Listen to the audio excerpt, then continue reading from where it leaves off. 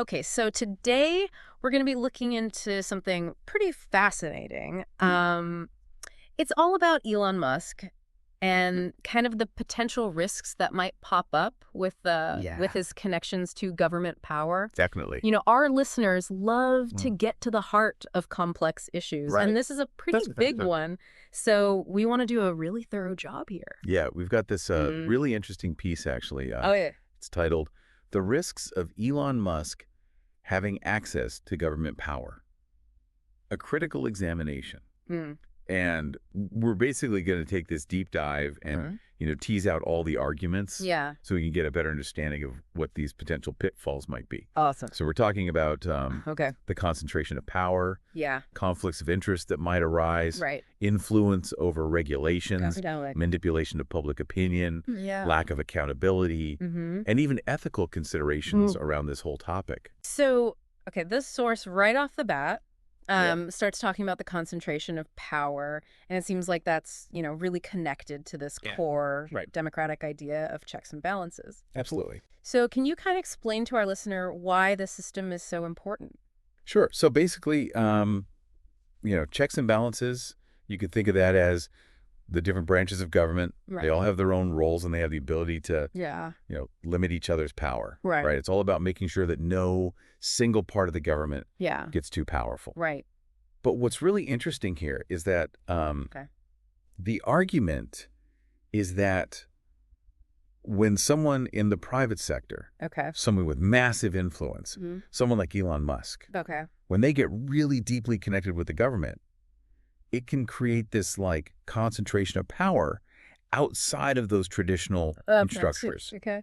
It's almost like you're adding this really powerful player into the game Yeah. who doesn't have to play by the same rules. I see. Right. Right. Okay, that makes sense. So the source brings up some really interesting examples. Yeah. For instance, SpaceX working with NASA Right. and the U.S. military. Mm-hmm. So how do these specific examples demonstrate this concept of concentrated power? Well, these are kind of perfect examples of Yeah. how those lines can get blurred, right? Yeah. So you have a private company being run by a single, very influential individual, Right. and they become essential to these government-funded initiatives. Yeah. Think about space exploration Right. and national security. Okay. I mean, those are huge Yeah. areas, and this one leader ends up with a lot of leverage. Right. I mean, imagine if one person basically had the keys to these vital government programs Yeah. and a huge private enterprise. Right. It's a lot of power Yeah, it is. in one place. Yeah. And that means, their personal interests Yeah. or their business interests could actually start to shape policy. So it's not even necessarily whether or not Exactly. these collaborations are good or bad in and of themselves. It's just about the fact that there's less scrutiny. Yeah, it's But about, the system potentially becoming Right. less accountable Yeah, okay, I get it. over time. So that leads us pretty nicely into this next point, which is Yeah. conflict of interest. Absolutely. So he's the head of all these Right. multi-billion-dollar companies. Oh, yeah. Tesla, SpaceX, Mm-hmm. Neuralink. Huge companies. So his wealth, his success Yeah. is tied to government decisions. Absolutely. So how does this source describe this problem? Well, the main point is Okay. that someone in Musk's position Yeah. with, so much financial interest in Yeah. these different sectors, Mm-hmm. he's naturally going to be invested in policies that benefit those businesses, Of course. right? So the problem pops up. When this personal investment Yeah. intersects with his ability to influence the government. Right. I mean, the big question is, Yeah. are decisions being made for the good of everyone? Right. Or are they tilted Yeah. towards boosting the profits of his companies? That's tricky. It's a really tricky situation Yeah. because even with good intentions, Right. it can be so hard to separate those things. So the source mentions these things like government subsidies, Right. contracts, changes in regulations. Absolutely. Can you help our listener understand how these could create this Sure. perception of an unfair advantage? Yeah. Oh. Imagine you're another company Right. in the same sector, right? Mm-hmm. If you see Musk's companies Yeah. consistently getting huge amounts of government funding, Yeah. or they're always winning these big contracts, Right. and it doesn't seem like there's a fair process, Okay. well, it's Yeah. going to look like the government's favoring him Right. because of his influence. Right. Right. And same thing with regulations. Okay. If regulations suddenly become super relaxed in a way that just happens to help his industries, Yeah. well, it raises the question, Of course. are these changes actually helping the public, Right. or are they just serving as goals? Yeah. So whether it's true or not, Right. that perception of unfairness Yeah. can make people lose trust in the whole system. And it kind of highlights this idea that Right. in a democracy, Yeah, decisions should be made for the benefit of everyone, the collective good. not just a few individuals or corporations. Exactly. That's the whole point of a democracy, right? It's Right. supposed to reflect the will of the people Right. and work for the common good. Okay. So when you have this close connection between Yeah. a really powerful individual Yeah. and the government, and it Mhm. seems like they're swaying policy, Yeah. it undermines that entire foundation. It's almost Yeah. like you're rigging the system Right. and putting your thumb on the scales. Yeah. Yeah. Yeah, I get it. Yeah. Okay, so let's look at this idea of potential influence over regulatory policies. Okay.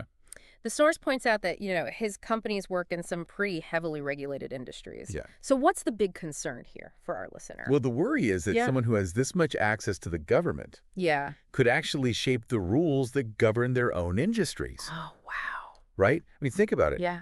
Musk's companies are involved in Okay. electric vehicles, Mhm. renewable energy, Mhm. space travel, Right. even AI. Right. Those are all areas with tons of regulations to Yeah. protect the environment, to Mhm. protect the public safety. Okay. So the concern is that his influence could lead to those regulations getting weaker Oh, I or see. even disappearing. Right. It's like, that saying about letting the fox guard the hen house, Right, okay. but on a much bigger scale. Yeah, that makes sense. Okay, and the source specifically talks about Mhm. his, very vocal preference for less regulation Right. in certain areas like autonomous driving Yeah, and AI. exactly. So why is that particularly concerning? Well, the source argues that Sure. pushing for fewer rules in those fields Yeah. carries a lot of risk. Right. They're rapidly evolving, Yeah. and they have the potential to be really impactful. Mm-hmm. Take autonomous vehicles, for example. Okay. If you weaken safety standards, Yeah. then companies might rush to get their cars on the road Right. without proper testing. Yeah. They might prioritize profit over safety. Okay. And it's similar with AI. I mean, a lot of experts are saying Yeah. we need strong regulations to deal with ethical concerns Yeah. and potential problems for society. Right. So if Musk's influence weakens those safeguards, Right. because he's got a business interest in these technologies, Yeah. then it's more likely that something bad will happen. It's like this constant balance. Yeah, it is. We need innovation, but Sure. we also need those safeguards Exactly. to protect us. It's about responsible progress. Right. Right. It seems like the concern is that Yeah, Musk could tilt that balance absolutely. too far towards deregulation. In the name of progress. Yeah, in the name of progress. But at what cost? Right, at the expense of No one. public well-being. Exactly. Okay, so next up, Mhm. the source talks about manipulation of public opinion. Yeah, this is a big one, And this is really relevant. especially these days. Yeah, especially in today's world. With social media. Yeah, especially with him owning Yeah. a major social media platform. He's got a huge platform. Yes. Elon, go ahead. So he's got this massive social media following, and what he says can really affect Yeah? what people are talking about. Yeah. It can even affect market trends. Right. So the worry here Yeah. is that he could use that platform to shape the narrative. In a way that benefits him, especially when it comes to government policy, Right. space exploration, and the economy. Right. He has this power to influence Right. what people think about on a Yeah. huge scale. The source specifically mentions his comments on cryptocurrency. Yeah. So can you kind of explain how that illustrates this risk? Sure. So we've seen it happen, right? He'll tweet about a certain cryptocurrency, Right. and suddenly the price goes crazy. Yeah. I mean, that directly impacts people's finances. Yeah. So now imagine Yeah. that same kind of influence, Yeah. but applied to bigger policy debates Right. or national economic strategies. Right. I mean, his personal agenda could actually sway those decisions, Yeah. and that's a problem. It is. It could lead to instability, Right. just bad choices. Right, because these decisions should be based on, Exactly. careful analysis, Right. expert opinions, Not just what someone says on Twitter. not just what someone tweets. Right. Yeah, okay. That's a real problem. Yeah, it shows how powerful Right. social media can be. Especially when that influencer is connected to the government. Right. That's the scary part. So it's like this idea that he could use that social media influence to push through policies or regulations that maybe the public doesn't really support. Right. Or that aren't good for the country in the long run. Right. Yeah. It's like this feedback loop. Yeah. Where influence in one area makes his influence even stronger in another area. Yeah. Okay, I get it. Yeah. So let's move on to this idea of a lack of accountability. Okay. So the source talks about how Musk has this image of being a maverick entrepreneur. Yeah, the disruptor. Yeah. So what are the downsides of that in the context of government influence? Well, you know that maverick image? Yeah. It celebrates people who break the rules and take risks. But when it comes to the government, that can be a problem. Right. Because private companies, even the ones led by visionaries, they don't have the same level of scrutiny as the government. Right. They're not as accountable. Right. So Musk could push for certain projects that affect the government, but without those checks and balances that are supposed to make sure things are done responsibly. It's just a different playing field. Right. They play by different rules. Right. Okay. It's different environment with different expectations. Okay. And the source also points out that he has this history of making these grandiose claims. Those big promises. Yeah. So how does that play into this question of accountability?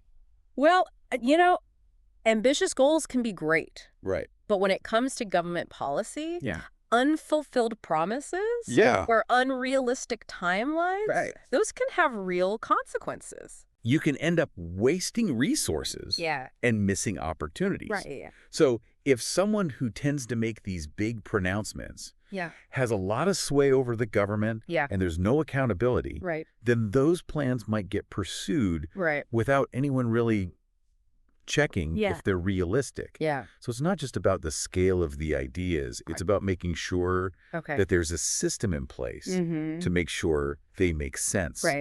And that someone's responsible if things go wrong. The government usually has these multiple layers of review, public debate, lines of accountability. But Musk's influence, combined with the way the private sector works, could bypass all of that. And that could be bad for the public. Okay, so lastly, let's talk about these broader ethical considerations. The source frames this as a potential for oligarchic influence. Yeah. That's a big word. Yeah. So for our listener, can you kind of break down what that means? Sure. So basically, it's about the ethics of having super wealthy people shape public policy. So when a small group of individuals, like Musk, have all this wealth and power, it can actually undermine democracy. Because in a democracy, decisions are supposed to be made based on what the people want. Not just what a few privileged people want. So the concern is that this trend could lead to a system where the elite, their priorities and their interests become more important than the needs of everyone else. It's like the government starts serving the few instead of the many. Okay. And the source suggests this could make inequality worse. Oh, absolutely. And cause people to lose trust in democracy. Because if the government is just making policies that benefit billionaires, then the gap between the rich and the poor is just going to keep growing. And when people feel like the system is rigged, like it's only working for the wealthy, then they're going to lose faith in democracy. It makes it seem like the whole system is unfair. Exactly. It creates this feeling that the game is already over. You know, the winners have already been chosen. It paints this picture where the core of democracy, the idea that everyone has equal representation, that the government works for the people, that could all be weakened. Absolutely. So this has been a really interesting look at the risks of Elon Musk having access to government power. A lot to think about. Yeah, we've talked about the concentration of power, conflicts of interest, influence over regulations, manipulation of public opinion, lack of accountability, and this broad idea of oligarchic influence. Those ethical considerations are huge. Yeah, and I think it's important for our listener to remember that, you know, we're just analyzing the arguments here. We're not taking sides. Yeah, we're not saying this is definitely going to happen or that this is the only way to see it. It's just about understanding the arguments. Yeah, we just want to give you the information. So people can make up their own minds. So you can form your own opinion. Exactly. So as we wrap up, I want to leave you with this. Okay. Given everything we've discussed, what do you think are the most important safeguards? That's a good question. Yeah. What do we need to protect democracy in this world where these incredibly influential individuals are interacting with the government? Yeah. And what's our responsibility as citizens? What can we do? Yeah, what can we do? To make sure those safeguards are strong. To make sure those safeguards work. Yeah. It's something we all need to think about. Yeah. Definitely something to consider. Definitely. After everything we've talked about today. Absolutely. Okay, well, thanks for joining us. Thanks for having me. It's been great. It's been fun. Yeah. Yeah.